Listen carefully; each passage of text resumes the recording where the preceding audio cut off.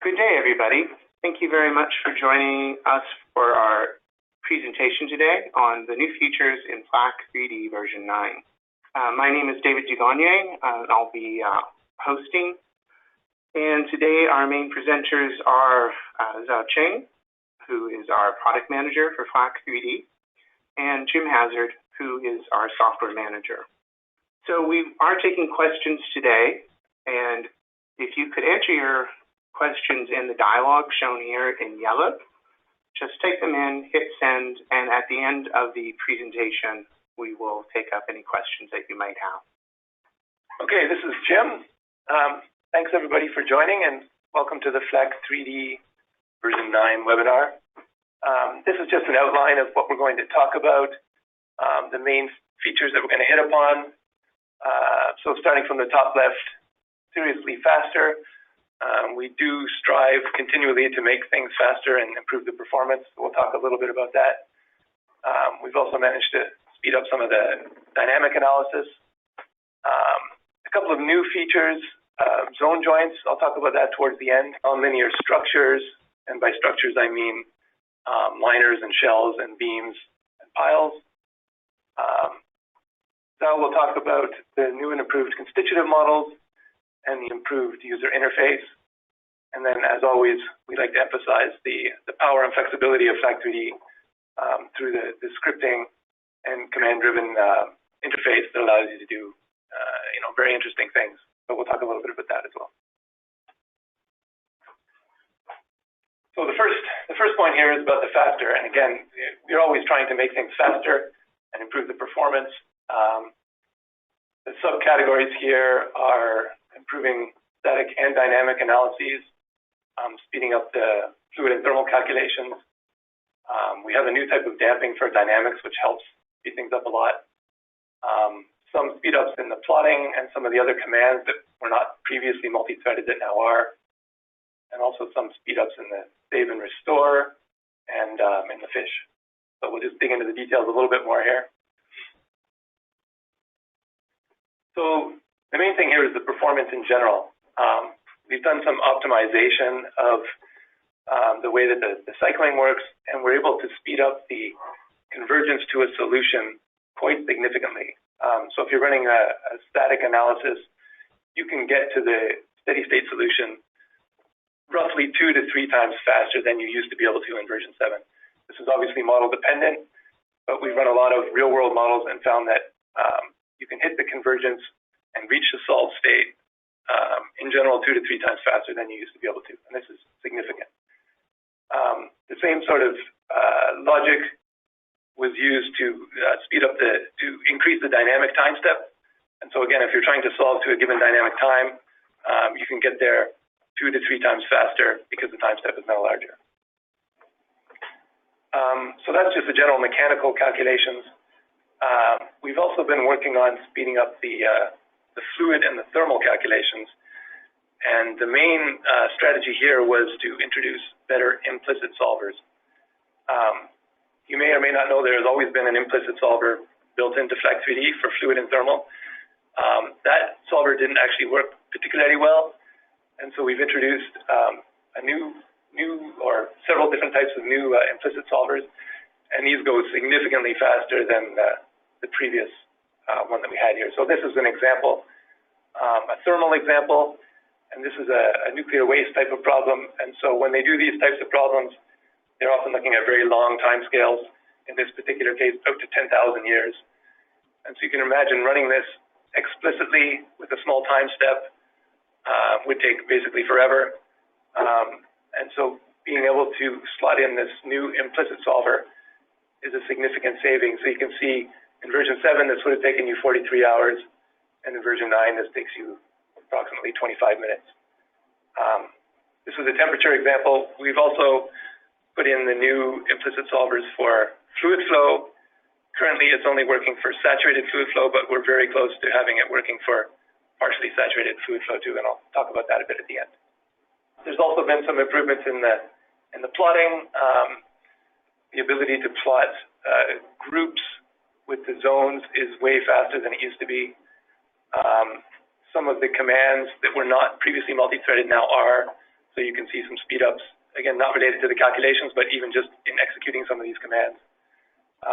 Some aspects of the saving and restoring are faster, and there are some improvements to the fish splitting, which allows you to do multi-threaded fish.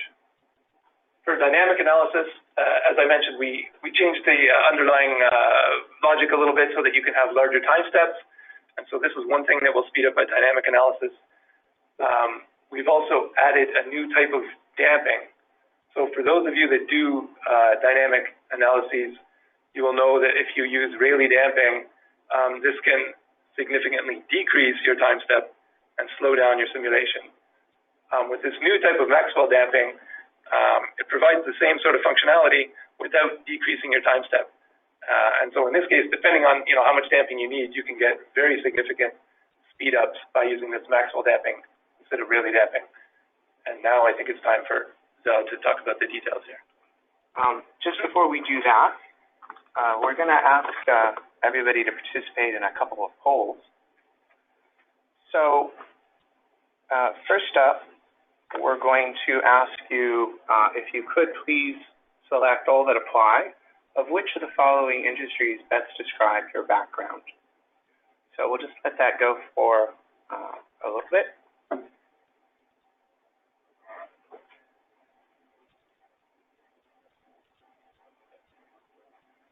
Great, thank you everybody.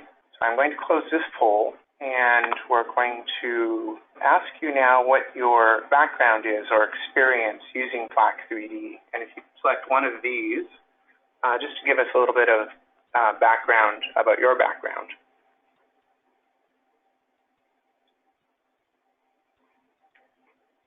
And finally, what are you most looking forward to in FLAC3D 9?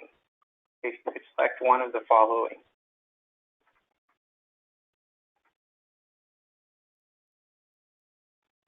Great, thank you again for everybody who participated. And we will share those when we distribute the presentation after the webinar. Thank you. So let's go back to the Maxwell damping. So in very large FLAC3D simulations, so stiffness proportional of Rayleigh damping can be impractical because it significantly reduces the dynamic time spares. However, without stiffness proportional damping, high frequencies are noises, so analysis results are questionable. So if we look at these two figures, the above figures is without Rayleigh damping, we can see a lot of noises. And with Rayleigh damping, 5% damping ratio, so the results are reduce that noises. So from FLAC3D version 9, we introduced a new damping called Maxwell damping. So by using more than one Maxwell components, usually we use 3 parallel to the Constitutive model, and the frequency range can have relatively constant damping that can be obtained.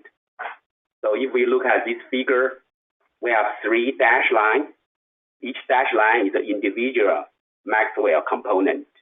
So if we look at one of them, so the damping ratio is frequency dependent. However, with the combine of the 3 dashed lines, we have the combined damping ratio represented by this red line. So we can see that we almost have a constant 5% damping ratio in a wide range of frequency. For example, in this figure from 0.5 Hz to 25 Hz. So in FLAC3D version 9, we implemented Maxwell damping to zones, structure elements, as well as deformable structure links. So this example is a 1D site response. So we compare Maxwell damping with deep soil viscose result, which based on the frequency domain result. And also compare with the FLAC3D using Rayleigh damping. So the first figure is with the input motion of normal spheroid. You can see that all three methods have very close result.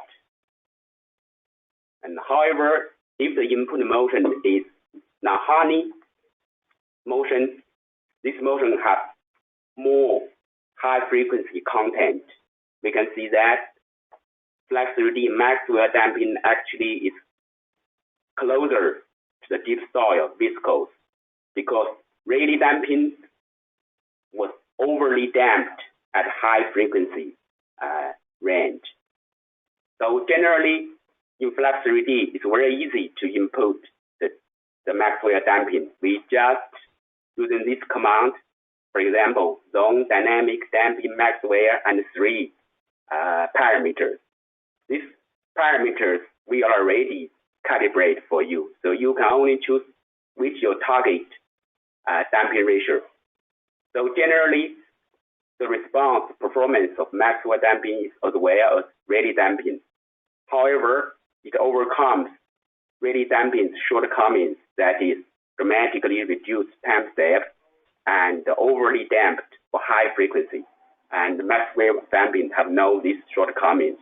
In general, the dynamic time step of Maxwell damping could be 10 to 200 times of that Rayleigh damping.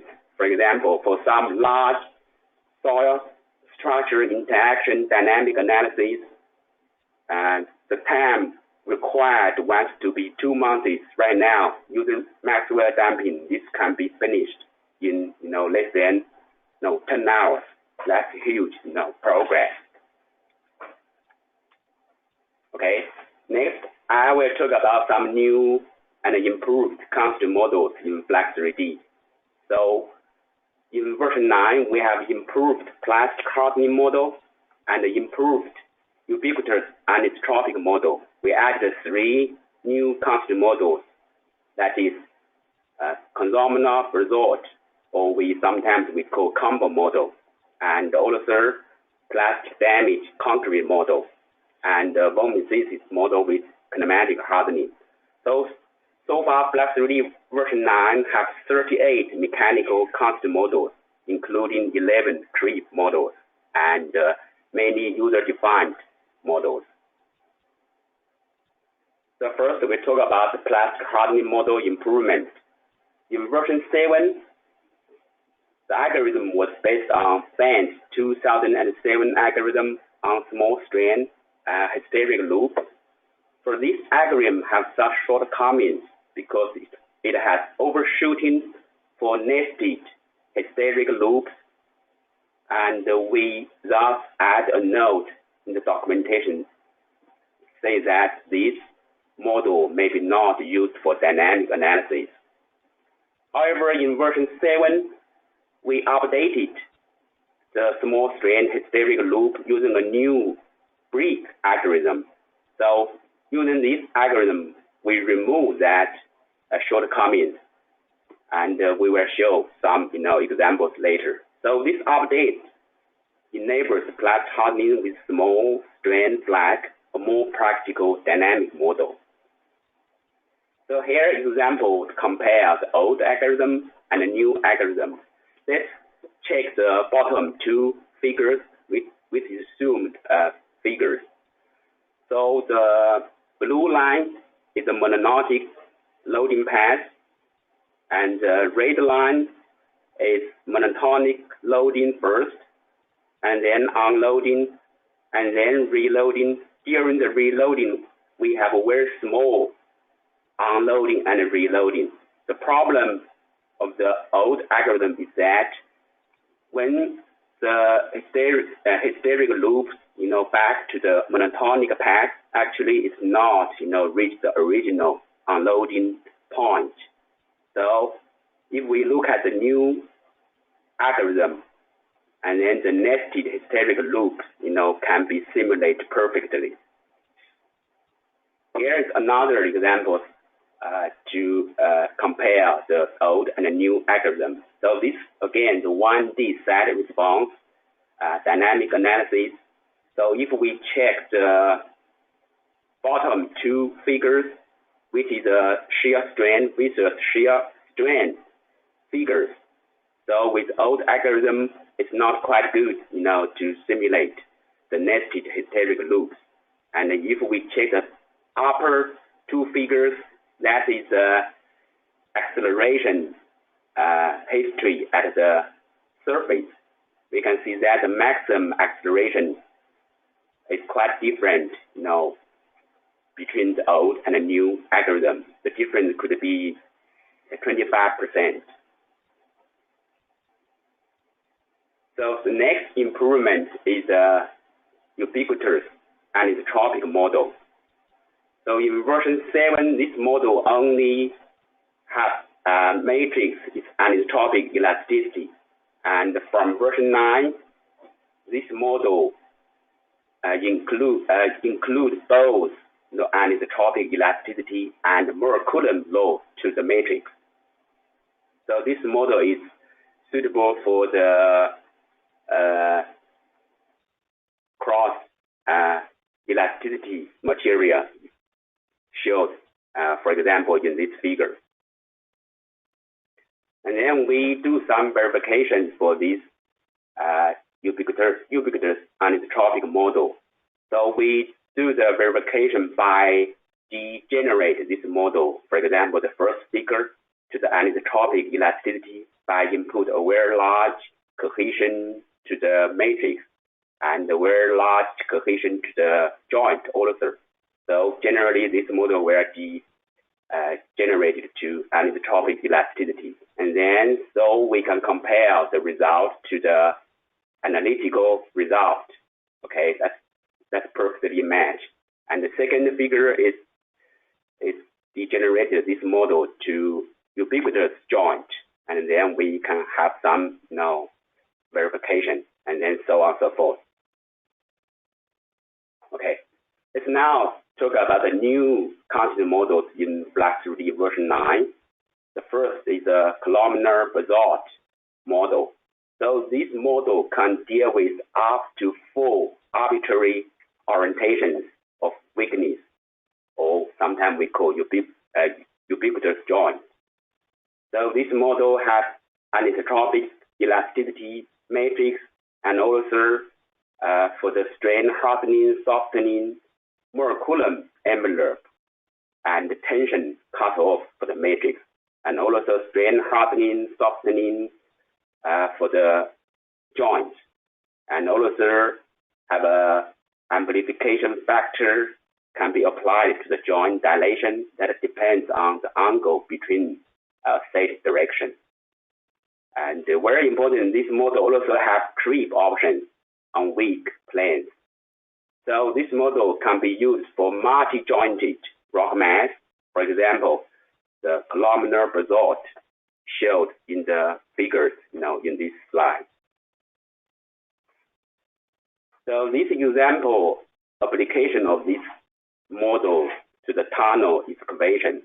So in this model, we have 3 sets of joints, and then set 3 actually have a deep angle, always 90 degrees, of the first one. And we have the second joint just out of plane direction. So this example shows the effect of orientation of joints, to the deformation of tunnel. The next example is using this model for some valley creep deformation. So just remember that this model can have creep option along the weakness plane. Okay. The next new constant model in FLAC3D version 9 is a plastic damage concrete model. So this model can have damage development in both extension and compression directions. The damage is based on fracture energy and the modulus degradation in continuum damage mechanics. So this model has a yield surface compatible to our classical Moore Coulomb yield surface criteria. Okay. So if we check these figures, the first column is a uniaxial load in the compression direction. So the upper figure is a load versus the total strength, and the bottom versus the only plastic strength. So in the compression direction, we have the hardening stage from A to B, and then have the strength softening stage from B to D. And the second column is the extension, uniaxial extension behavior. The difference between the compression and extension is that from the compression we have hardening and then softening, but in the extension direction we usually have strength softened immediately after peak strength. The last figure shows the yield lockers in biaxial strain plane. So from A to B, that's actually the tensile yield line. From B to C, that's the Moore Coulomb shear yield line. From C to D, that's the Druck-Prager yield line. So in this figure, the left, we compared the FLAC3D model to some experimental data in both uniaxial compression and uniaxial tension directions. You can see that this model has a very good match with the experiment. And the second, we will show a video of the concrete beam, which seated on two supports and subjected to two line load, and then they have some reinforcement bar, inside the beam. So let's see the simulations.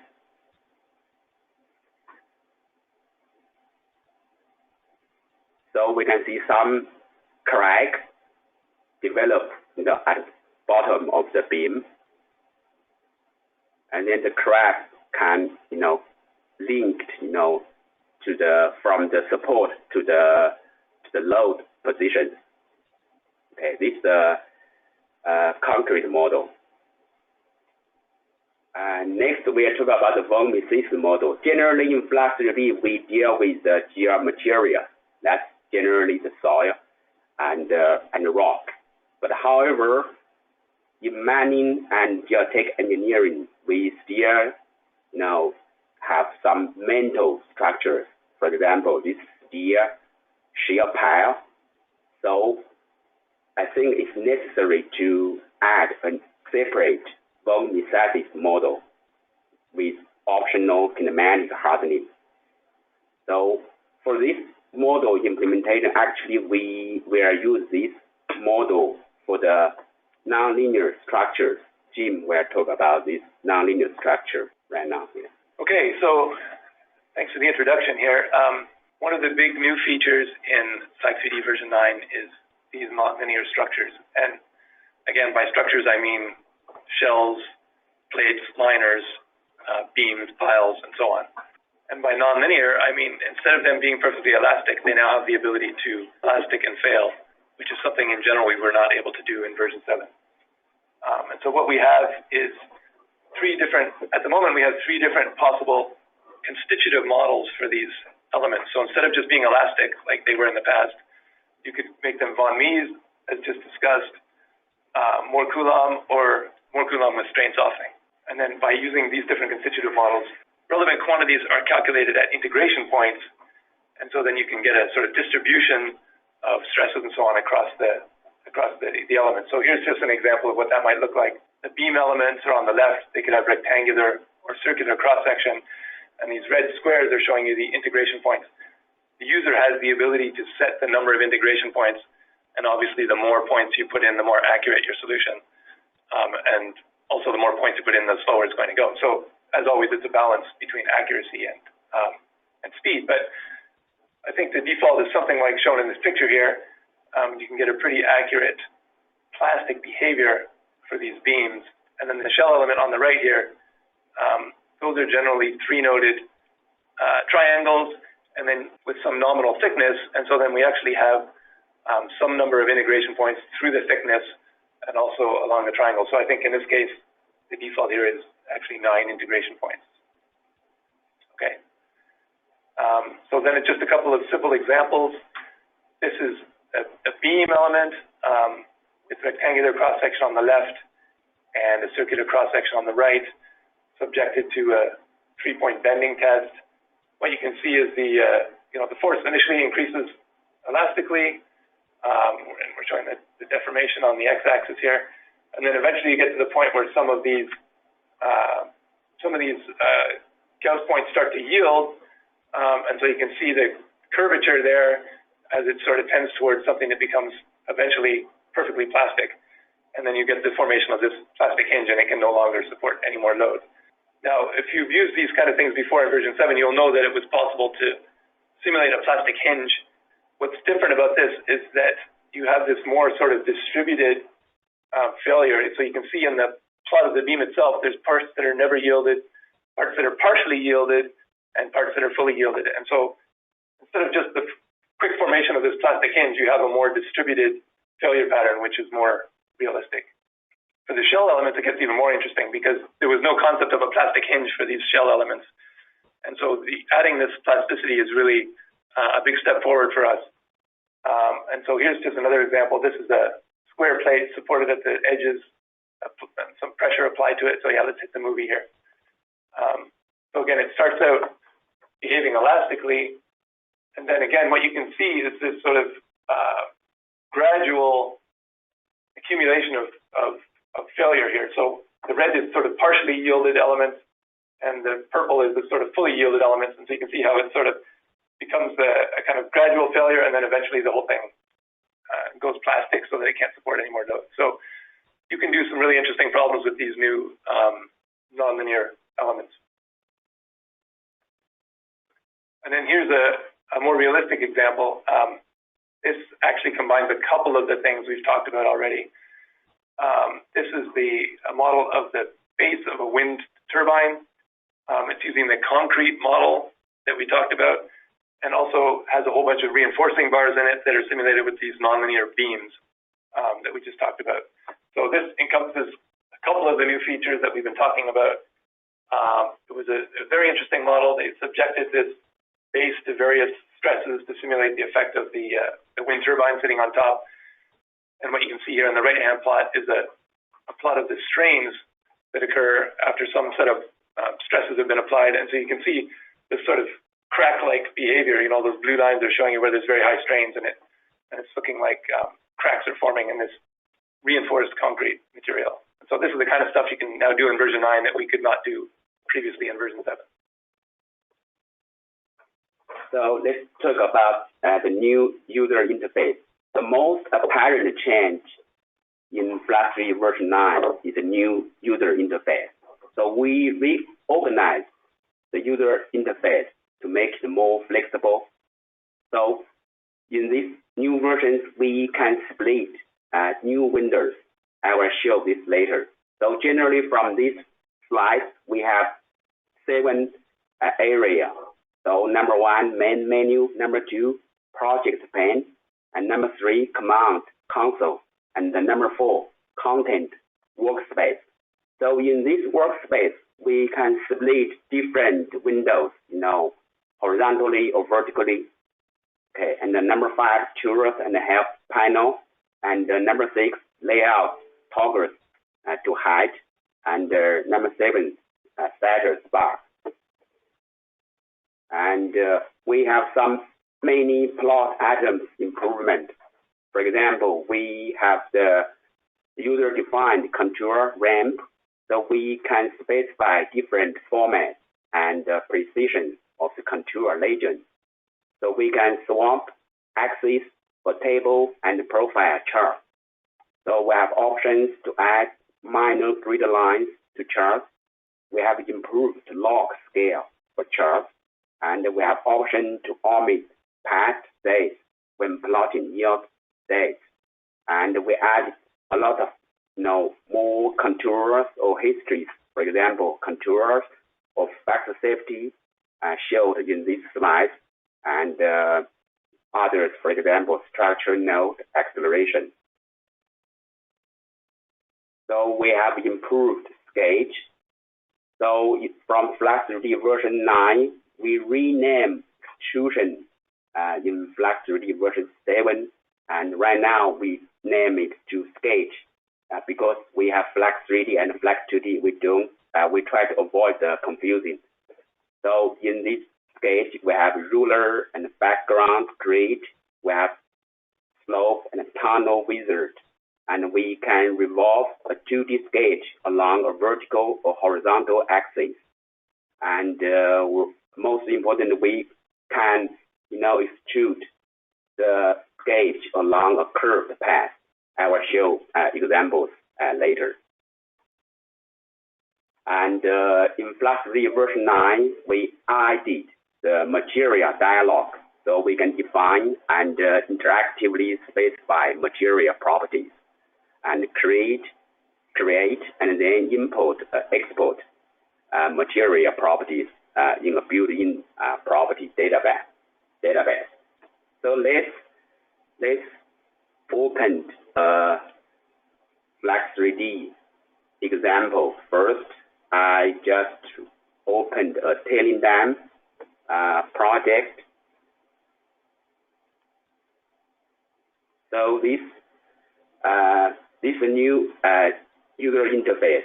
So we have menu, we have the project panel on the left. So we have the list of data files, we have a list of plots, and then we have saved states and sketch states. So in the main workspace, we can select what we want. For example, we can select a model pane. Okay, we can select. We can create a new data file, whatever. Okay, we can change to some recent plot. Okay. The most important, we can split the windows. For example, we split left. Okay, we can open the data file in the left window, and we can move we can adjust the size of the windows. And then in each windows, we can again have split. For example, we split this below, and then we opened the below windows, for example, to some other plot. So this is just to show the tailing dam. So this is quite flexible and most welcome features in FLAC3D version 9. So let's close the windows and then just focus on this contour first. In FLAC3D version 9, we have more built-in contour ramps, so you can choose from, for example, this one, and this one, okay? And we can actually define the ramps for ourselves. For example, I want to customize color ramp, and then we can choose this white color to some different color, and then we choose the second color to another different color, and then we can have our own, customized color map. Okay.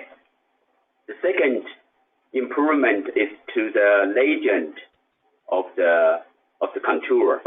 So if we go to the attribute text of the contour,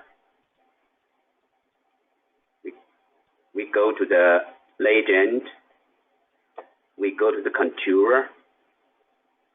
So first we can change the position from the 2 to more with more digits. Okay. In FLAC3D version 9, the default digit is 2 digits precision. We can also change the format from scientific to decimal.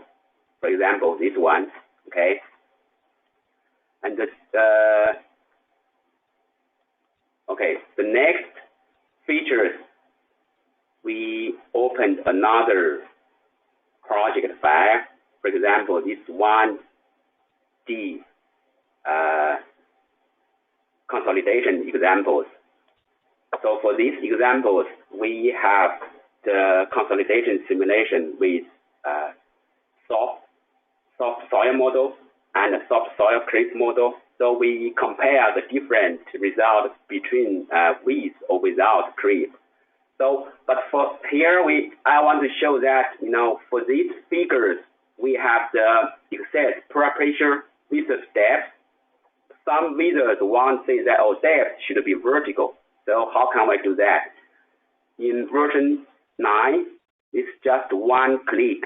So if you look at the table attributes, we have a checkbox, swap axis. So just click that, and then this, we have the depth just vertically, okay? And then next is a log scale. So for these histories, we have the settlement visitors times. If we want the times to be log scale, so we just can change the axis 1 to log scale.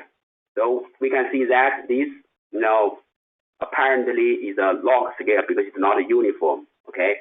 To make it more clear, we can check the grid and the minor one. So we can see clear this is a log scale, okay? This is the improvement in plot atoms in version 9. And next is extrusion. So we open another example. For example, this one.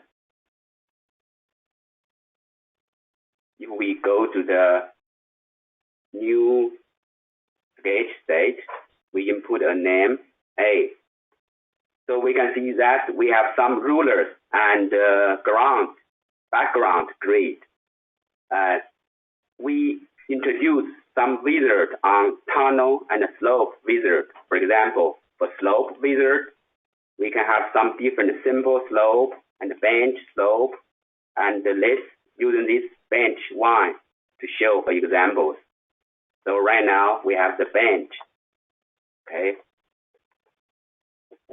So if we mesh all polygons, okay, and then we can automatically set the size, for example, to 1, okay? I will using this tool, extrude by rotation. For example, we have the size 20, and then we have offset from axis, for example, 10. We click OK, and then we will have the grid with the rotation along the sketch, okay? This is the example number 1. If we have another example to show extrusion along a curved path, so we have a new sketch set. We give a name A, and then we go to the tunnel wizard. For example, this one we have circular, we have rectangular, or some complicated shape. For example, this one, we choose this one. We will have a tunnel wizard. Okay. So we mesh to this tunnel and then change the size to 1. Okay, this is the mesh in the front view. If we go to the bottom view, okay, we can change the position to, for example, 100, okay? And then we split the zone numbers to 100. And then we add some control point, for example, first one, second one, third one. We move this control point to some position, so we can exactly set the position of this control point. For here, I just make a simple example, okay? And then after this, we click the line, and then make the line from line to curve, okay? And then we extrusion along this curved mesh.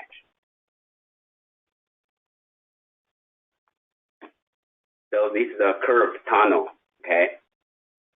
And right now, this tunnel is in the model pane. If we click this tunnel, we can assign, for example, a constant model to this tunnel.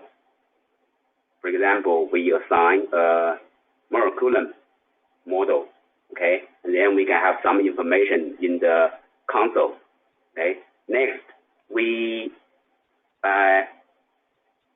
set a material database, okay? For example, we have Multithreaded database from the standard unit in kilopascal. I want this tunnel to be, for example, just low plasticity clay, okay? We add to the working set, close, and then next we set model properties, okay? We already add this clay, low plasticity. Click that, copy to property, and then save change. You can see that the information here, all this material property already assigned to the Multithreaded model, okay? Very important is we have all these, state record already, yeah?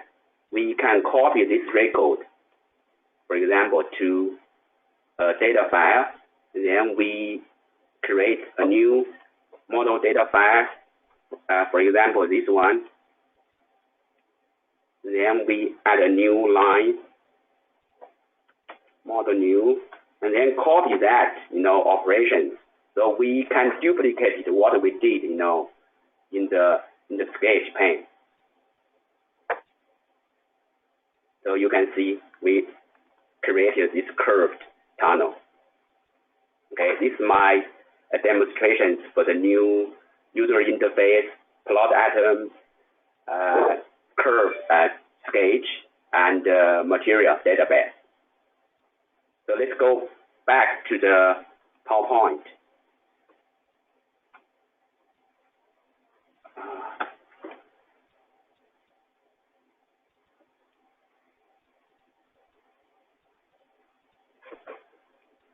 Let's go back to the duplicate. Okay. The next update is a Python. So Python in FLAC3D is not new, but in FLAC3D version 9, we updated this Python version to 3.10.5.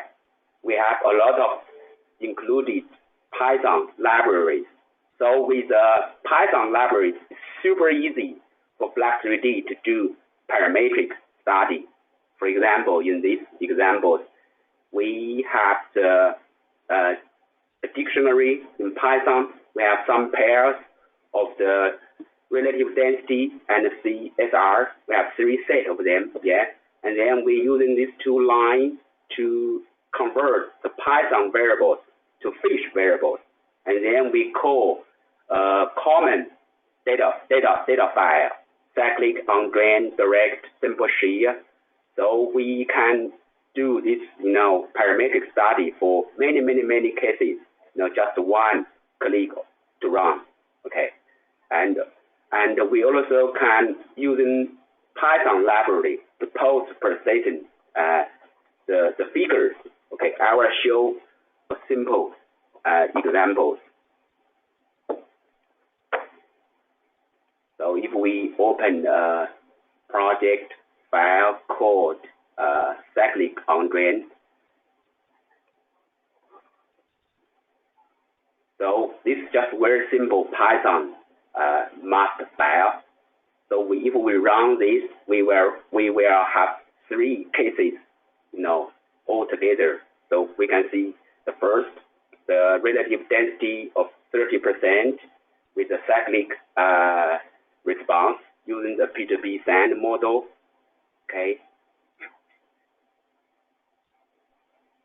It's done. So we change the second case with a 50% relative density.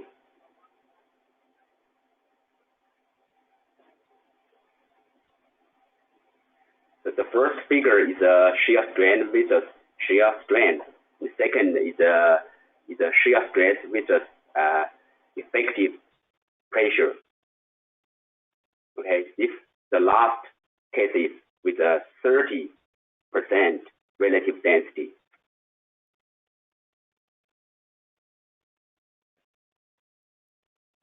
So if we look at the data file, we all output the histories to a test file.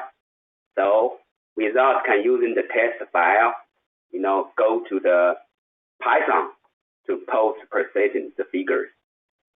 So here is an example of the data file in Python to plot. So we import some libraries and then using some, here is a read, load the test file created in the FLAC3D. Okay, and then maybe just a few seconds we can. So right now the model is done. So we can plot the figures just one click. For example, this file. Then we have all 3 cases plot and also with some summarize for the 3 cases. Okay, this is just one example to show the Python in FLAC3D. So let's go back to the PowerPoint.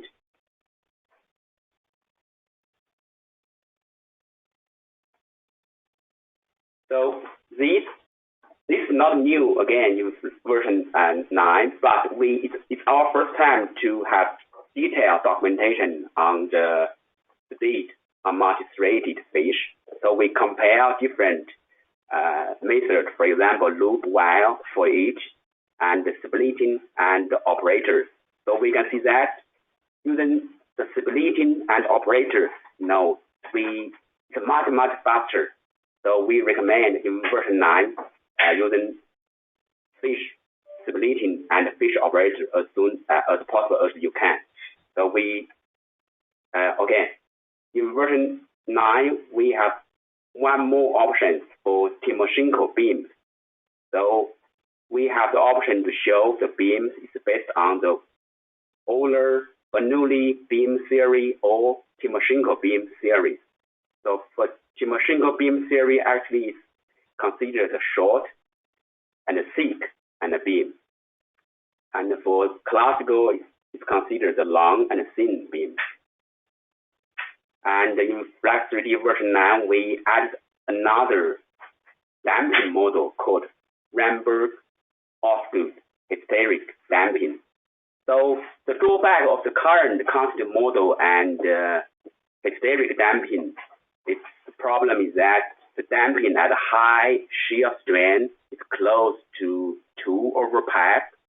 That is more than 50%. But actually, the experimental data is usually between 20 to 35%. So this new Hysteretic damping model is to overcome this drawback.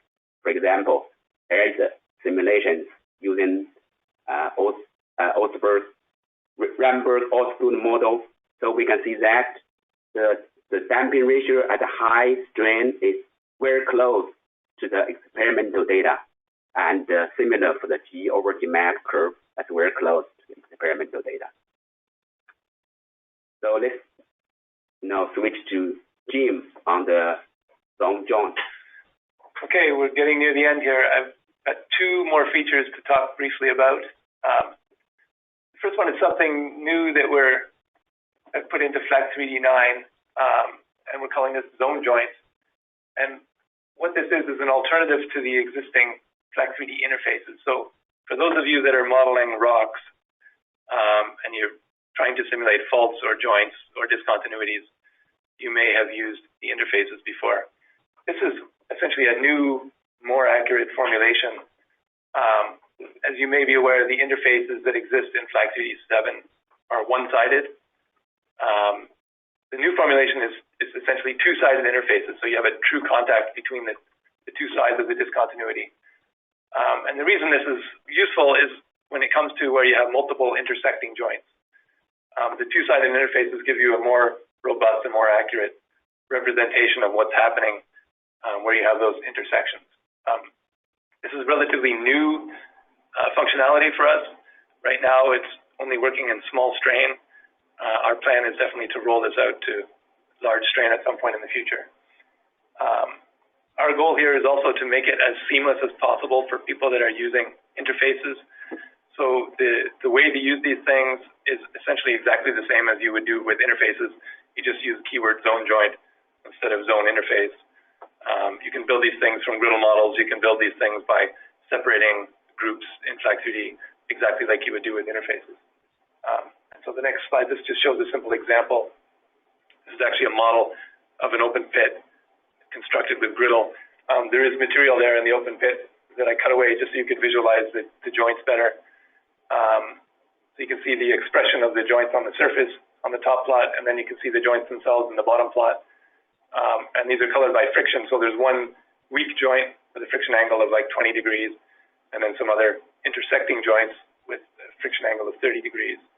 And so if we go to the next slide, yeah. So if you excavate the pit and you let it run, I mean, this was a simplified model. We just did it in one shot, but what you can see is the pretty serious deformation along the joint, the weak joint there, that 20-degree friction joint, which is pretty much what you would expect, but it's just encouraging to see how it's behaving sensibly at these intersection points where these joints come together. And the bottom right here is just showing you the normal stresses on the joints, just demonstrating how you can plot all of the quantities on the joints like you can for interfaces. So, you know, normal stresses, shear displacements, and so on. And so, yeah, that's what I'm going to say about zone joints. And then the last feature I'm going to talk about is, you know, this is maybe not for everybody, but it's certainly useful if you're doing these nuclear waste type of studies. And what it is something we took from 3DEC and put into FLAC3D, and it's the fast analytical temperature calculation for specified sources. So if you can assume that your material is infinite in extent and isotropic, you can calculate the temperature at any given time for any given set of sources analytically. And why you would want to do that is because it's super fast. And so again, especially in these nuclear waste type problems, when you want to calculate something out at, you know, 1 year, 10 years, 100 years, 1,000 years, and you maybe have a whole bunch of sources, you maybe have canisters or something like that, and they may be decaying at different rates, we can consider that. So you put in all your sources, you put in your decay rates, you put in the time at which those sources are in place, and then you say, okay, give me the temperature at all the grid points in the FLAC3D model at these given times, and it will basically calculate that instantly. There's no calculation steps required. The calculation is essentially instant. So this can be attractive in a lot of situations. And if we go to the next slide. And again, once you have the temperatures, then you can use that to calculate deformations with a sort of one-way coupling approach. So you calculate the temperatures first, and then you can calculate the deformations. This just shows a relatively simple example of something that might be a nuclear waste repository. These little blue spheres are the sources. You might have a whole bunch of these canisters in place here. And then the contours are showing you the temperatures that result at some given time. And then you can see exaggerated deformations that might result from those increased temperatures. Okay. All right, that's pretty much it for new features. Just a couple of slides to finish up here. We wanted to emphasize a couple of things. You know, we try to keep things flexible. We've increased the number of zones that you can use in the demo version. So this is the free version that you can download from the website and just use it. It used to be 600 zones, it's now 1,000. We want to try to encourage people to do this, to download the demo version, to try and make things and play with the program. 1,000 zones allows you to make something sort of realistic. You can see an example here in the bottom corner. This is a slope with less than 1,000 zones. It is approaching something fairly realistic. And the hope is that people will use this, especially in a classroom setting. Everybody could just download it and use it and get to grips with the concepts without having to, worry about buying a whole bunch of licenses. When you do buy a license, you may or may not know we now have web licenses that allow you to run the software without having to plug in a dongle, which is very nice. And all of the licenses allow you to run 2 instances on one computer. So you could have either 2 instances running at the same time or one running and, one playing around with plots or whatever you want to do. And then the last bullet point here is just related to looking at models on remote desktop. There used to be a few issues if you had started the model in front of the computer and then went home and logged into it with the remote desktop, weird things would happen. That's all been resolved. So now it's completely seamless. If you're sitting in front of the computer or if you're using remote desktop, that all works perfectly well.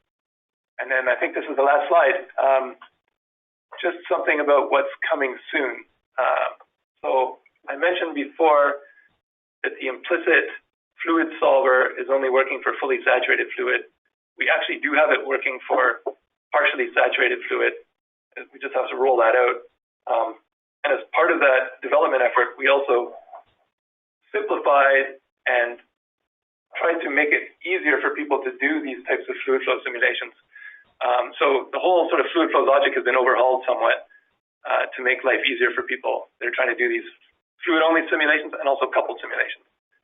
So not only will it be significantly faster with the implicit solvers, it will be easier. Second bullet point, we're partnering with a company called Rescale to make it easy to run FLAC3D on the cloud. Essentially, you just log into Rescale and FLAC3D will appear as tiles that you can click on, and it's really easy to start FLAC3D and it will just go off and run in AWS or Azure or whatever.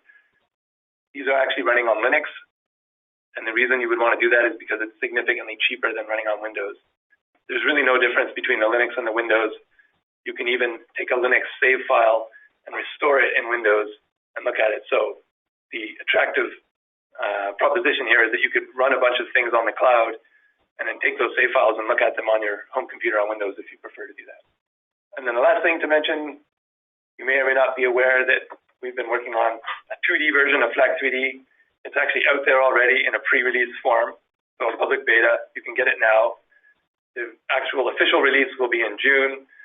And the purpose of this is just to try to make a more consistent user experience for people that are doing both 2D and 3D. If you've used FLAC before in the past, you will have noticed that it's quite different than the existing FLAC3D. Our plan was to bring these things more together so that it's a much more consistent experience. And if you want to try out FLAC2D, you will see that the commands and the fish and the plotting and the interface and the look and feel is all the same as it is in FLAC3D. And so that's coming out in June. Okay, great. Thank you, everybody, for participating. Thank you for the presentation. We have some links here, and we will be providing a PDF of the presentation, so you'll have a document that you can click on to link to these things. But we just want to point out, obviously, if you are interested in getting a sales quote, we're going to make a 2-week trial available to everybody who's registered for the webinar. So there's information about that. Just a reminder, we have our software forum, our software academy for training courses. And as always, if you need